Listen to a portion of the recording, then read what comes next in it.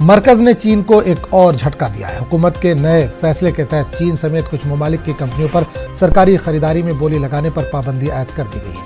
वजारत खजाना ने जवाबित में तरमीम करके नई पाबंदी आयद की है। वजारत खजाना के अखराजात के महकमे ने मुल्क की दिफाई और कौमी सलामती को मजबूत करने के लिए अवामी खरीदारी पर एक तफसील भी जारी की है।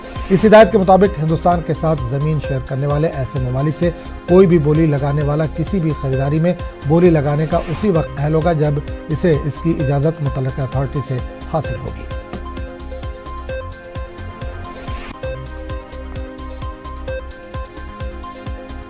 और इस पूरे मामले पर बात करेंगे अपने नुमाइंदे अनूप गुप्ता से, जो इस वक्त दिल्ली से हमारे साथ जुड़ रहे हैं। अनूप, हिंदुस्तान ने चीन को एक और झटका दिया है।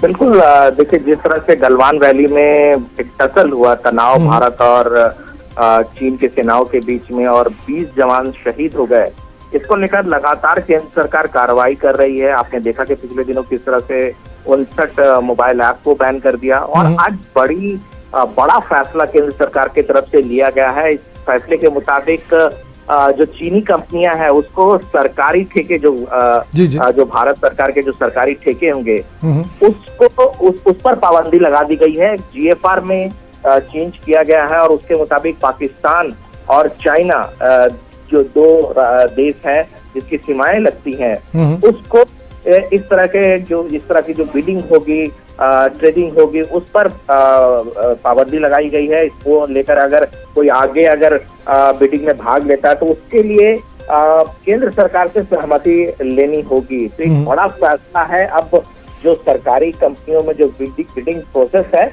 उससे चीन अलग हो जाएगा। और दूसरी बात आपको बता दूं कि जिन जगहों पर अगर पहले से बिडिंग प्रोसेस में चाइना ने भाग लिया है तो भी स्क्रूटनाइज किया जाएगा, यानी कि उसको भी जांच प्रक्रिया के दायरे में रखा जाएगा और किसी तरह की अनियमितता देखी गई तो उसके टेंडर को रद्द किया जाएगा। यानी कुल मिला के कह सकते हैं कि लगातार चाइना पर पाबंदियां लगाई जा रही है और एक झटका भारत सरकार की तरफ से। बिल्कुल अनूप, एक चीज और जाने से, चीन समेत कुछ और कंट्रीज पर भी ये पाबंदी लगाई गई है।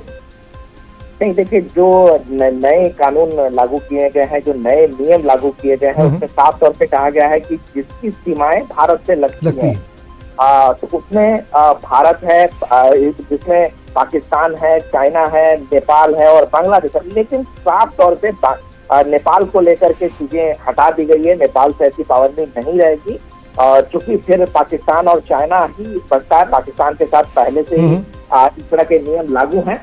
तो इसका कह सकते हैं कि जो नए नियम में बदलाव किए गए हैं उस पर सीधा असर जो है चाइना के साथ ही पड़ने वाला है। चलिए अनूप गुप्ता, बहुत बहुत शुक्रिया इस तमाम जानकारी के लिए।